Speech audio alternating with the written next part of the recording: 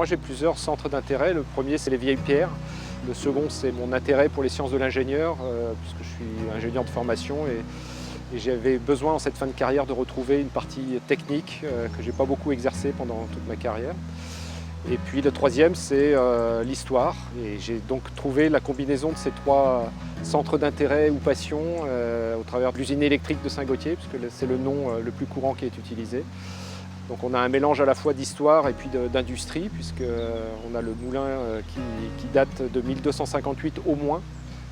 Et puis on a la partie usine électrique qui a été construite en 1902 pour la première et puis jusqu'en 1914 pour la seconde, avec l'installation d'une chaudière à vapeur.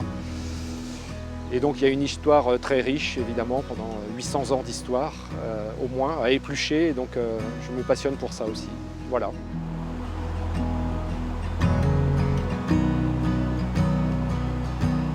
Alors on n'est pas du tout originaire de Saint-Gautier, parce que moi je suis du Finistère. Mon épouse est de l'Aveyron et on a deux fils, un est né à Nouméa et l'autre est né au Creusot, en Saône-et-Loire.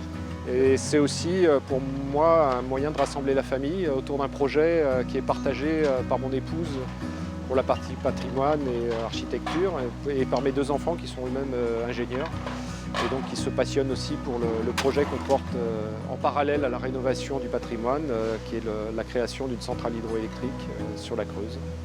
Voilà.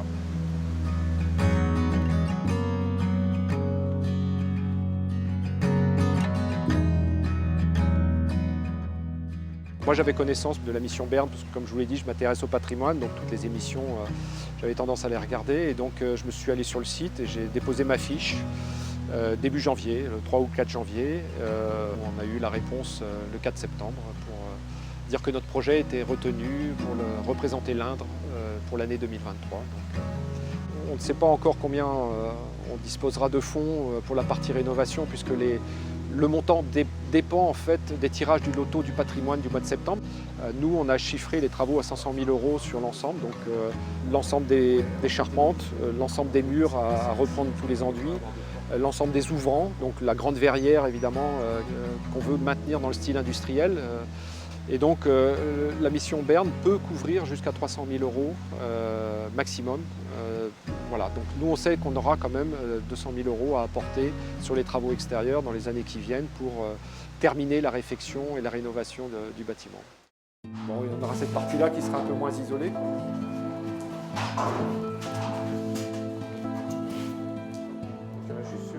Alors ce matin on avait une visite de chantier avec tous les entrepreneurs, donc là aussi on a mis un soin particulier à choisir des entreprises de la région, dans l'esprit aussi de la mission Berne. Enfin, voilà, c'était notre volonté aussi de faire travailler au maximum les entreprises locales. Je pense que les entrepreneurs sont aussi très fiers de travailler sur ce projet-là, en plus maintenant retenu par la mission Berne. Donc je pense qu'ils auront à cœur aussi, encore plus qu'avant, de faire leurs travaux respectifs dans les temps et puis avec la qualité qu'on imagine. Voilà.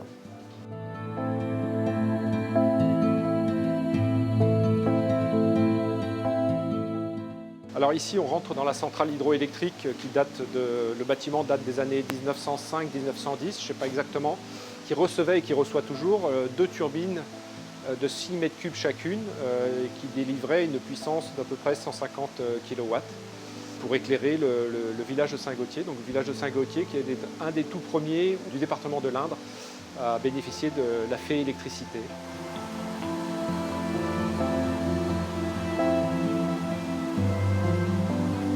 Donc là on va entamer la descente dans la chambre d'eau.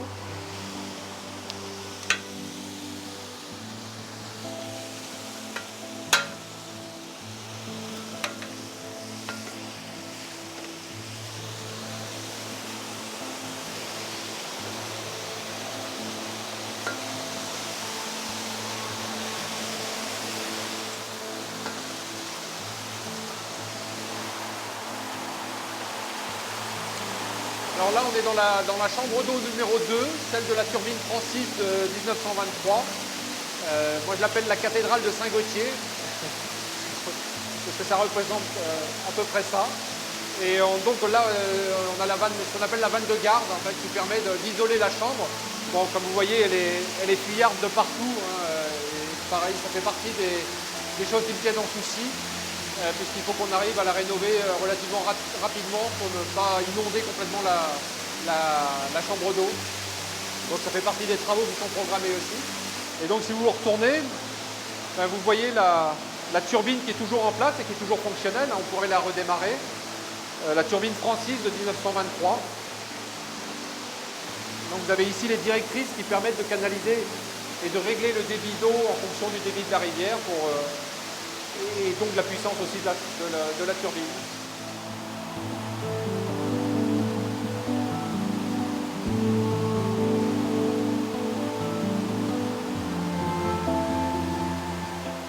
Alors pour la commune, c'est un élément du patrimoine qui est emblématique, hein, il faut le reconnaître. C'est vrai qu'on a une église qui est classée, un collège magnifique, mais on a aussi cette usine-là.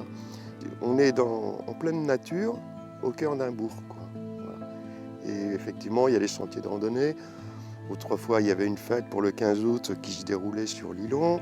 Il y avait des jeux de plein air pour les enfants, des jeux à l'ancienne, hein, il y a un petit espace dans la rivière qui est aménagé pour que les enfants puissent patauger en toute sécurité. Voyez. Et dans le cœur des habitants de Saint-Gautier, c'est vraiment un lieu qui est apprécié, quoi. Tout le monde a ça en souvenir dans sa mémoire, quoi.